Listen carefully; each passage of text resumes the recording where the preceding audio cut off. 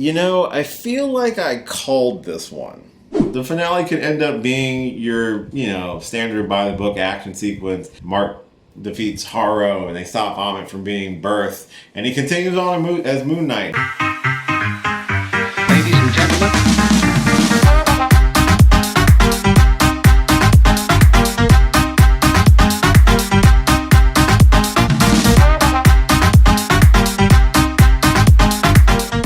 Hey, what's going on, everybody? It's your boy Will, and I am here to give my spoiler review for episode 6, the finale of Marvel's Moon Knight. This is going to be a spoiler review, and if you haven't watched the episode, definitely make sure you watch it. We got a really awesome fight at the end. We got a crazy reveal of a teaser, but no real information on if we're getting a season 2. So let's dive into all that information here in just a second. So hopefully, if you have not watched this episode, make sure you pause this video, go check it out, and then come back and hear my thoughts on the finale as a whole and the series in general, like my overall feelings about the series. Apologies ahead of time. As you can see, I'm not home, and this room is very moody. It's a moody room, it's kind of cool. It's a cool little hotel room that I'm in, but it is moody and very darkly lit. So if I'm in deep shadow and darkness, please forgive me for this. But if this is your first time checking out this video, again, this is usually not my setup. Please watch the last 3 videos. Those are more my setup. But if this is your first time, thanks for checking me out. Again, my name's Will. I do reviews, reactions, discussions, gaming, drinking, but they're all usually wrapped around geekiness. So if you want to hear that from a lovable Harry Bear's perspective, feel free to subscribe to the channel. I post weekly, and this is a hobby, and it's a good way to keep my mental health in check. So more on that later. But this is going to be my spoiler review, so definitely check it out. I will be talking spoilers. Enough of that rambling. Let's talk about this episode. This episode does pick up after the events of episode 5, where Mark is in the afterlife, basically. But he does feel regret for what happened to Steven and decides to leave paradise in order to save Steven from the sands of the Duat. That sort of act of love, I guess, is a great way of saying it, is what helped revive Steven and Mark and allowed Osiris to open the gates, because Tower called him a big old softy, because I guess he saw the love between Mark and Steven. Love between someone and themselves. Before that really kicked off, we did revisit Haro as he killed Mark. We kind of flashed back about an episode and a half to where Haro, these names, I swear to God, where Haro killed Mark and took the statue of Amit and was able to break it, releasing Amit from her tomb, while also decimating the remaining avatars because they were so smart and didn't want to believe Kanchu. Way to go, guys. But Amit's design is actually really cool in the episode. The CG in this episode is really well done. Between the designs of both Amit and Tarwart, as well as Kanchu being revived by Layla after Tarwart possesses a few of the dead bodies left in Haro's reign of terror, basically, after he releases Amit to a degree. I'm glad Layla got a lot of time to shine in this episode.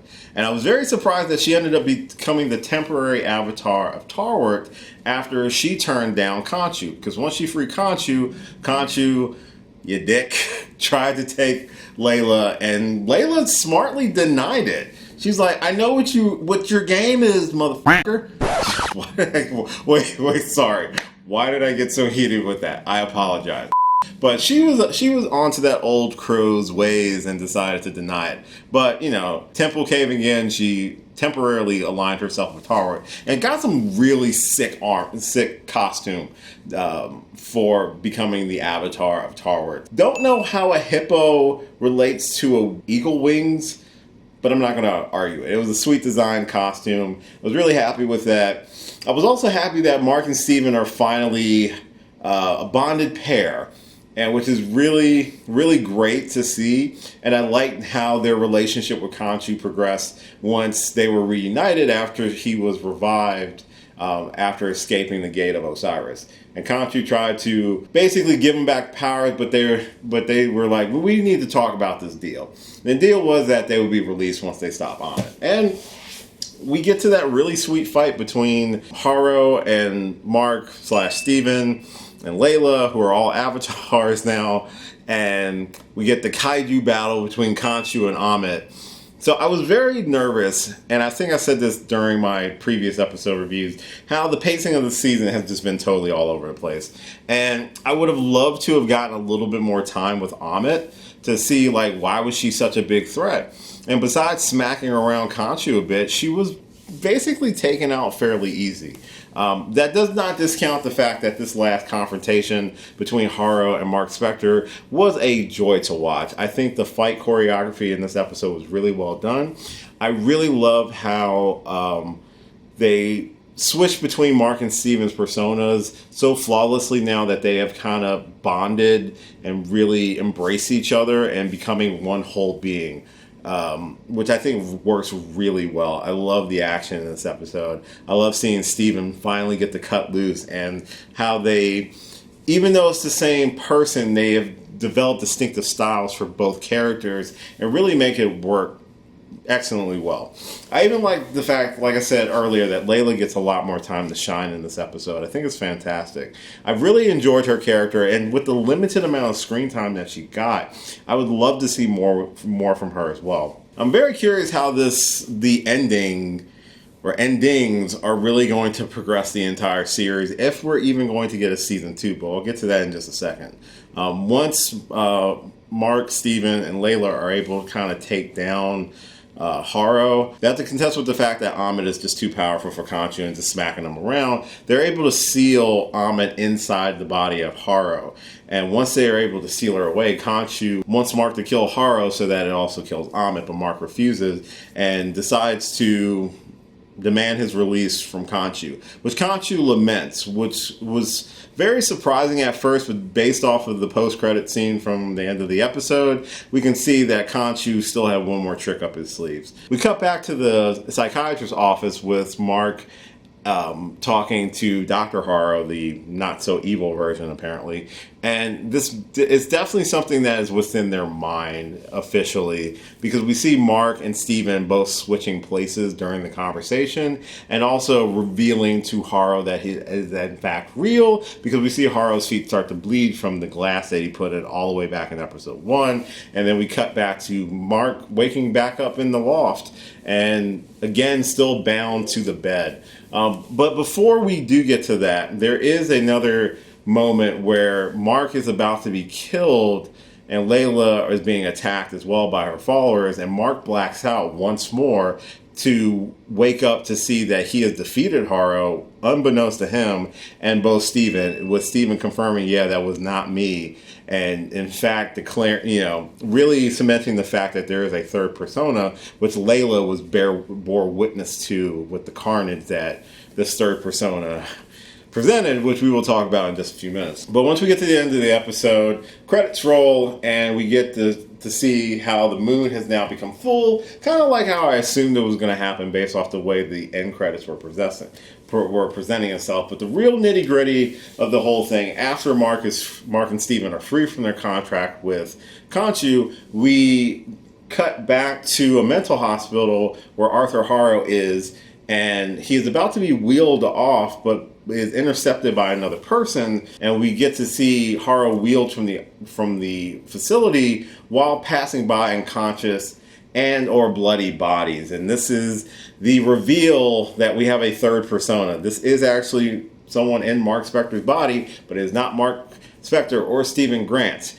Once Haro is thrown into a very nice white limo, we get to see Kanchu in a much more suited attire, and decides to admit to Haro that even though Mark and Steven have decided that they don't want to necessarily be his avatars anymore, and that Layla was never one of his choices, he had another person in mind. And we get our introduction of Jake Lockley, the third persona inside of Mark Spector's body. This was the persona that was locked inside of that sarcophagus that was shaking like mad crazy in episode 4. This persona is the much more brutal persona that we have seen glimpses of in both episode 3 and in the finale, and he proceeds to murder Arthur Haro in cold blood with a silenced gun while they drive off. That's how our series ends, and I waited and waited and waited, and we did not get any sort of announcements of a season 2. Will we get a season 2? Based off of this, I doubt it. I think, if anything, we're going to see Mark Spector return in some sort of capacity in a different series, because you can't leave this whole Jake Lockley persona without any sort of context. Come on, we got to get something about it, because this is, with this great introduction of Jake Lockley and this much more brutal persona, who still is a servant of Kanchu, so technically Mark is not free from his contract. Mark and Steven might not have power, but Jake does, and that seems to bode for some dangerous... 5 minutes later. Dangerous... 6.5 hours later. Bodes a dangerous future. I'm sorry, I had a few. So overall, that's the basics of the finale. I think Moon Knight as a series was successful, albeit very weirdly paced. While I feel like the finale was successful and was able to wrap up all the major storylines in a neat little bow, I feel like if it would benefit more from an extra episode or two. I really am unsure what they're going to do with the Jake Lockley persona, and if we're going to get any sort of real revelation or resolution to that storyline, because that's right for a season 2. Maybe they will announce a season 2, because even at the end of What If, we never got a season 2 announcement. We got a season 2 announcement much later on. So there's still hope that we will get a season 2 of Moon Knight. Hopefully it'll be paced a little bit better now that we've kind of set up Mark and Steven being a full unit, but also being completely unaware of who the third persona is and what does that mean with their dealings with Kanchu, because obviously they're not done with Kanchu yet. Will Kanchu become the new villain of season 2? Because Kanchu, albeit has a sense of justice and really enjoys his partnership with Mark, clearly is very manipulative and is going to continue to be a manipulative force moving forward. I also really do hope we get more of Layla in season 2, if we do get a season 2. And I love the fact that if she continues her partnership with Tarwart, I would really enjoy that, because Tarwart as a character was so much fun. Of all the different avatars and gods that we saw, I still think that Hippo is the best part. I really did enjoy Moon Knight. I thought it was really cool. I am a little disappointed that it didn't really push the boundaries the way that Kevin Feige made it out to be. Like it was going to be brutal and gloves off. Besides someone getting shot in the chest, that's about it. That's about it. You know, I think it was kind of oversold in that aspect. But I still enjoyed the series, even with the sort of misrepresentation of how brutal this series was really going to be, because it didn't feel that brutal to me. The pacing I do have issues with, but I feel like with how they stuck the landing, I enjoyed it very much. I love the design of the characters, the gods, and it's really helped introduce a lot of new gods into the pantheon of the MCU, especially when you have something like Thor Love and Thunder coming up, where we're going to get the debut of Gore the God Butcher. So it makes sense, and I'm wondering if we're going to get some crossover with that. There wasn't a lot of crossover overall with other MCU properties, which I'm totally fine with. We're getting to the point where the MCU is so big and vast, you're not going to have all these little crossovers happening. I was curious if the little girl that Maya saved is actually going to be Kamala Khan. I couldn't tell if it was the same actress or not, but it was very much, they focused on her way too long for her to not be significant. So I'm curious to see what's going to happen with that.